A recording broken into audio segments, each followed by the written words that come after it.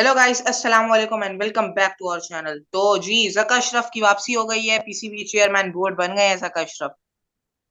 हाँ जी। देख लो, फिर हम लोग डिस्कस कर रहे थे उस दिन के नजम सिद्दीकी साहब का ज़्यादा टाइम नहीं रहता। और बल्कि प्रेशर था, जाहिर है, पीपल्स पार्टी की तरफ से पीएमएलएन के ऊपर। वही बात है, फिर पॉलिटिक्स हमारे क्रिकेट में शामिल है साथ साथ। बड़ा ये हमारे लिए एक डायलेमा है कि वही चीज़ रिपीट हो रही है बार बार। अब नजम सेठी भी देखो तो पॉलिटिकल इन्फ्लुएंस से आए थे। अगर आप उससे पहले रमीज राजा देखो तो पॉलिटिकल इन्फ्लुएंस है, और जितने भी पिछले चेयरमैन रहे हैं पॉलिटिकली आए हैं। इससे पहले भी इनफैक्ट ये 2013 में मेरे ख्याल में जब हुकूमत चेंज हुई थी, पीएमएलएन की आई थी, तो उस वक्त भी ना एक वो म्यूजिकल चेयर चल रहा था। कभी नजम सेठी बन जाते थे, कभी ज़का अशरफ बन जाते थे। वो दो तीन दफा ना ये ऊपर नीचे बने थे, एक एक महीने के लिए, इस तरह भी हुआ था। तो एट द एंड मतलब हमारे मुल्क का नाम भी है, बदनाम है, एक जोक बन रहा है। प्लस मेरे ख्याल में इस चीज़ से हमें निकलना चाहिए यार। मतलब मुझे तो खैर उम्मीद थी कि शायद खान साहब आएंगे तो कुछ चेंजिंग आएगी, कोई क्रिकेट में बेहतरी आएगी, लेकिन वो भी उसी तरह पॉलिटिकली सब चलता रहा। तो इन्फोर्स किया गया रमीज राजा को। ऑल्दो मेरे मेरे ख्याल में वो एक बेहतर ऑप्शन थी कि एक क्रिकेटर आए थे, तो उनको फिर हम्म। इन्होंने चांस नहीं देने दिया, इनको पूरा नहीं। अब इवन देख लो, इनकी अपनी हुकूमत है, लेकिन वही बात है, प्रेशर इतना है। और वो नजम सिटी, मैंने जो लास्ट टाइम भी कहा था कि मुझे पर्सनली कोई वो पसंद नहीं है, क्योंकि वो एक टोटली डिफरेंट, और एक तो वैसे भी पॉलिटिकल माइंड का बंदे हैं वो। तो वो उनको होना भी नहीं चाहिए। लेकिन अगर वो बन गए तो भाई अब टाइम पूरा दो बीच में। देखो अब, मतलब आप ये सोचोगे इसमें रीजन क्या है कि जी स्पोर्ट्स मिनिस्टर जो है वो पीएमएल, सॉरी, पीपल्स पार्टी के हैं, तो वो उनके जो मिनिस्टर हैं वो खुलम खुला कह रहे हैं कि भाई बंदा हमारा होना चाहिए। यानी कि मुल्क जाए बाहर में, टीम जाए बाहर में, एक बोर्ड मतलब आपकी पर्सनल मलकियत है। ये चीज बड़ी समझ से बाहर है कि कब ठीक होगी। हमारे मुल्क में सब कुछ ही बिगड़ा हुआ, तो ये cricket is one of them. तो पता नहीं क्या सीन बनता है। बाकी नजम सेठी साहब ने भी खुद ही जो है, आपने देखा हो शायद, रात को एक देखो, बड़े लेट नाइट ट्वीट की है कि I don't want to be the bone of contention Asif Zardari और शहबाज शरीफ के बीच में। तो वो खुद भी, उनको पता था कि ज़का अशरफ साहब ने बनना है, तो वो एक फायदा नहीं था कोई उस रेस में दौड़ने का, जिसमें उनको पता है एट द हम्म, एंड मेरी जीत नहीं होनी। क्योंकि मैं I think he was interested to be remain as the chairman, क्योंकि कुछ स्टेप्स जो उन्होंने लिए वो चाह रहे होंगे एग्जीक्यूट वो खुद करें और वो चीज़ें इम्प्लीमेंट करें। क्योंकि देखो फिर, लाइक फॉर एग्जांपल रमीज राजा आए, चीज़ें चेंज हुई। जब ये आए विद इन 1 और 2 इयर्स, फिर चीजें वापस चेंज हो गई। अब जब जगह अशरफ आएंगे तो वो अपने मुताबिक चीजें करेंगे, मे बी वो बेहतरी कर दें। जरूरी नहीं है कि वो कोई बुराई की तरफ जाए, लेकिन स्टेबिलिटी, जैसे हम मुल्क की स्टेबिलिटी कहते हैं, इसी तरह इसकी भी स्टेबिलिटी जरूरी है। फिर पसंद नापसंद के प्लेयर आएंगे, जो खेल रहे हैं वो निकल जाएंगे, जो नहीं खेल रहे वो आ जाएंगे। तो ये सारा कुछ तो उसमें इसी तरह चलता रहेगा। But we can expect good from at least, कि जो अब आ रहे हैं, देखो क्या बनता है। अगर आपके सामने हम थ्री ये रख दें, रमीज राजा, ज़का अशरफ और Najam Sethi, in my opinion मेरे ख्याल से रमीज राजा। आप क्या कहते हैं? यार देखो, लास्ट टाइम भी मैंने बात की थी कि सबसे पहले तो जो नेगेटिव चीज थी वो खैर रमीज राजा की नहीं थी, वो इमरान खान की थी कि उन्होंने आगे प्लेयर्स टीम्स कम कर दी। वो काफी जो लोगों का एक जो एम्प्लॉयमेंट थी वो खत्म हो गई, लोग बेरोजगार हो गए, जिनकी क्रिकेट ही एक ब्रेड एंड बटर था, तो वो खत्म हो गया। फिर टीम्स जो, अगर फॉर एग्जांपल आपके पास कोई 400 प्लेयर आते थे तो वो 150 रह गए। वही घूम फिर के हमारे पास वही दो चार लोग आ रहे हैं नजर, और कोई प्लेयर्स ही नहीं है हमारे पास, टैलेंट ही नहीं नजर आ रहा। तो वो चीज नेगेटिव हुई। रमीज राजा आए, उन्होंने आके प्लेयर्स की तनख्वाहें बढ़ाई, वो एक प्लेयर्स के लिए अच्छा हो गया, एक उनके लिए बेहतर हो गया। इस तरह के स्टेप्स लिए। लेकिन फिर उनकी भी बातें थी, मैं पिचेस लाऊंगा, वो जी बाहर से हम्म। मिट्टी आएगी, ये हो जाएगा, वो सब भी एक हवाओं में बातें खत्म हो गई। मतलब आप और इधर, पेशावर को उन्होंने रेड फ्लैग कहा था। हाँ, तो इस तरह की चीजें, बात भी है कि हवाओं में चल रही थी उनकी भी। वो चले गए, अब ये नए आए नजम सेठी साहब, इन्होंने जो बड़के मारी हैं, जो इंडिया, हम इंडिया नहीं जाएंगे, इंडिया नहीं जाएंगे। अब वो उस कहाँ से बात चली कि हम इंडिया नहीं जाएंगे, इसे लेके एट दी एंड हम माने किस पे, नेपाल, श्रीलंका और यूएई के 4 मैचों पे। तो और वो बाकी दुबई में, यूएई में। बाकी श्रीलंका भाई वो भी नहीं मानी गई ना, यूएई वाली भी नहीं मानी गई। आपका माना क्या गया है वही 4 मैचेस, अगर वो तो फिर तो कोई प्रॉब्लम नहीं है। और अच्छा, मजे की बात, ये आप 4 मैचेस में से पाकिस्तान का एक मैच है नेपाल के साथ, बाकी तो सारे दूसरे ग्रुप के हैं। पाकिस्तान ने अपना अगला मैच जाके इंडिया के साथ खेलना है श्रीलंका में, मेरे में कोलंबो में मैच है। उसके बाद सुपर 4 के मैचेस होंगे, वो भी सारे उधर, फाइनल भी उधर होगा। तो आपका क्या, इसमें तो जीत श्रीलंका की होगी। श्रीलंका को 9 मैचेस मिल गए हैं, आपको 4 मैचेस मिल गए हैं, वो एक बस कार में छोटा छोटा सा हिस्सा मिल गया है। समझ लो कि जाओ यार, चलो तुम लोग। लॉलीपॉप ले लो यार। वही बोल रहा था। बस पॉजिटिव ये है कि हाँ एक कह लो कि ऑन पेपर आप कह सकते हो भी हमने एक मल्टी जो है ना टीम का जो टूर्नामेंट है वो अरेंज किया, तो कल को जो चैंपियंस ट्रॉफी 2025 में इंशाल्लाह पाकिस्तान आ रही है तो उसमें हमारे पास एक जवाब होगा।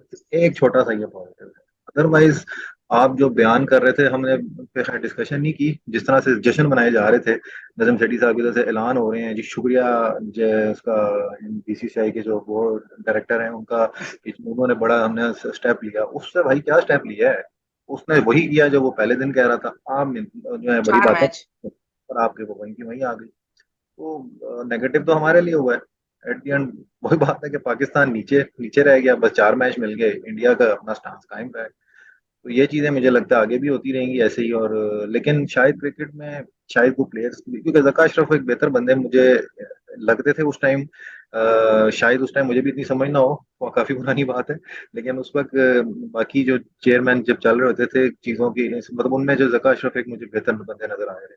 लेट्स सी अब शायद कोई अच्छी चीजें चेंजेस लेके आए हैं, लेकिन फिर हुकूमत बदल गई तो ये फिर चले जाएंगे। अगर पता चलेगा 2 महीने बाद इलेक्शन है तो ये जका अशरफ भी नहीं रहेंगे। ये चीज एक नेगेटिव है। अगर कल को यहाँ तो रहे तो 2-3 साल रहे, चीजें लेके आएंगे। ये तो पाकिस्तान में होगा, ये तो नॉर्मल है पाकिस्तान के लिए।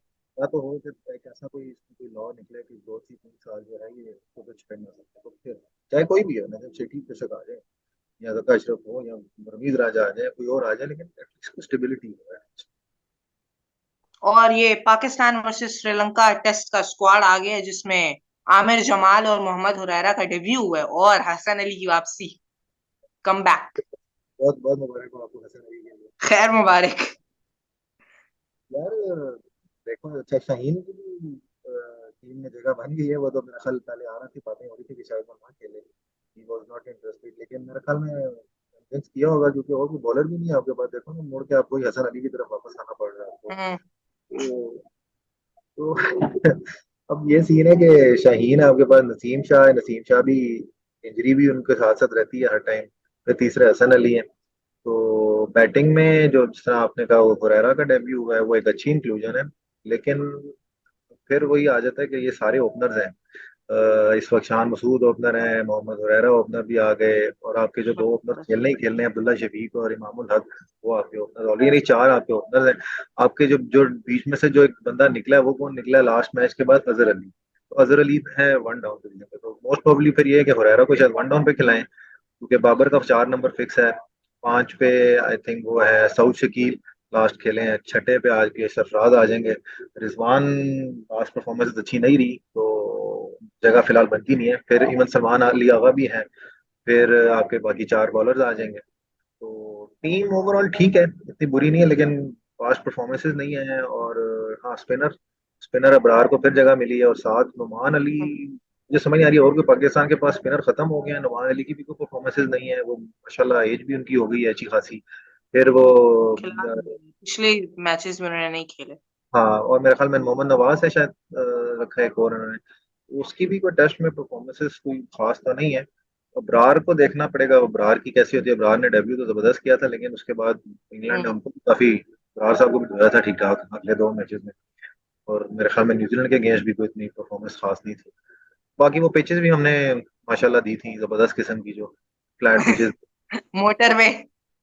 मोटरवे दे दी थी। तो मे बी ये रीजन हो अब कोई बेहतर पिचेस मिल जाए, कोई अच्छा हो। बल्कि श्रीलंका में तो स्पिन होता है, तो शायद अबरार की परफॉर्मेंसेस बेहतर हों, और शायद नुमान अली हो या नवाज, दोनों में से अगर कोई खेलता है तो उसकी भी कोई बेहतर हो जाए।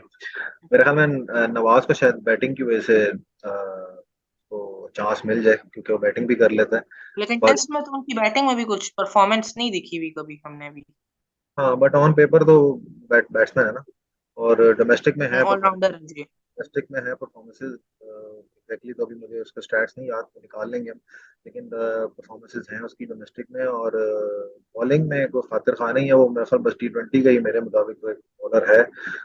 टेस्ट में देखें कैसी करता है। लास्ट भी शायद थोड़ी बहुत हुई, एका दुक्का विकेट निकाल ली इस तरह की थी। वो एक विकेट उसने ले ली, एक आधी सलमान अली आगा ने ले ली। तो यही परफॉर्मेंसेज थी हमारी। और बॉलिंग आपके सामने थी लास्ट जितनों भी, इवन जो होम सीरीज हुई है। लेकिन श्रीलंका में वी कैन एक्सपेक्ट कि अगर अच्छी कंडीशन मिल जाती है तो शायद इस नसीम बार शाह, की। शाहीन शाह और शायद हसन अली भी अगर कम बैक कर रहा है। Hasan Ali is always good with his come back. तो उम्मीद है कि शायद वो भी परफॉर्म करे, और कंडीशंस मिलेंगी तो मुझे उम्मीद है हसन अली की भी परफॉर्मेंस होगी। और बैटिंग में आपके पास फिर वही जो हमने पहले जिक्र किया, उसमें बाबर, सऊद, शकील और मिडल ये। ऑर्डर हमारा कमजोर हो गया है। हाँ, कमजोर भी नया हो गया निस्बतन, लेकिन ये कि अब पुराने ने भी जाना था, जाहिर है अजहर अली की भी परफॉर्मेंसेस खास नहीं थी। अजहर अली भी नहीं अब थी, बिल्कुल नहीं। कंसिस्टेंटली परफॉर्म नहीं कर रहे थे अजहर अली। बाबर अल्लाह करे फिर से बाबर परफॉर्म करे, और साथ सऊद शकील जो है जैसी फॉर्म उसको लास्ट मैचेस में मिली हुई थी वैसी कैरी ऑन करे वो भी। और सलमान अली आगा ने भी ठीक परफॉर्म किया था, रन्स किए उसने, वनडे में भी किए, टेस्ट में भी किए हैं। अच्छा यूटिलिटी प्लेयर नजर आ रहा है वो भी, अगर कंसिस्टेंटली देखें चांसेस मिले शायद परफॉर्मेंस दे तो। ओपनिंग ओपनिंग भी हमारी वही इमाम और अब्दुल्ला शफीक, जबकि अब्दुल्ला शफीक की वैसे परफॉर्मेंसेज नहीं है, वो एक ही पिछली जो श्रीलंका की सीरीज में जो 370 तक चेज करवा दिया था उसने, अच्छी बैटिंग की थी। उसके बाद कुछ भी नहीं उसने किया, इवन फ्लैट पिचेस पे कोई परफॉर्मेंसेज नहीं रही। तो मे बी शायद जो उसकी जगह शान मसूद को चांस मिल जाए, लेकिन अब वो काफी गुड बुक्स में रहता ही है अब्दुल्ला शफीक, तो मे बी देखें क्या बनता आमिर है। जमाल के बारे में क्या ख्याल है? हाँ, आमिर जमाल अच्छी इंक्लूजन है मेरे ख्याल में, डोमेस्टिक में इसका रिकॉर्ड भी ठीक ठाक ही है। और किसकी जगह आता है, क्योंकि अब ये है कि फिर आपको फास्ट बॉलर्स जो है, अब देखो नसीम शाह भी है, शाहीन भी है, हसन अली भी है, तो या तो फिर इन तीनों में से दो खेलेंगे और एक शायद ये आमिर जमाल खेले, क्योंकि फास्ट बॉलिंग ऑलराउंडर है। लेकिन अगर ट्रैक आपको स्पिन मिल गए तो फिर हो सकता है इसका चांस ना बने। फिर वो आपको दो स्पिनर्स खिलाने हैं, तो उसमें नुमान अली और अबरार होंगे, या फिर नवाज और अबरार होंगे। नवाज। हाँ, तो इसमें थोड़ी सी जो है कंफ्यूजन होगी, डिपेंड करेगा पिच पे क्या बनता है। और मेरे ख्याल में 16 जुलाई को मैच है पाकिस्तान का, इसमें गॉल में मैच है पहला, और दो टेस्ट मैचेस हैं, तो तब जाके कोई राज खुलेंगे क्या पिच मिलती है। लेट्स सी तब तक क्या बनता है। और को खबर लाए हो या आज? चलिए फिर, आज के लिए इतना ही इनफ है। नेक्स्ट वीडियो न्यू टॉपिक, तब तक के लिए चैनल को सपोर्ट करें, सब्सक्राइब करें वीडियो को। Thanks for watching. Allah Hafiz.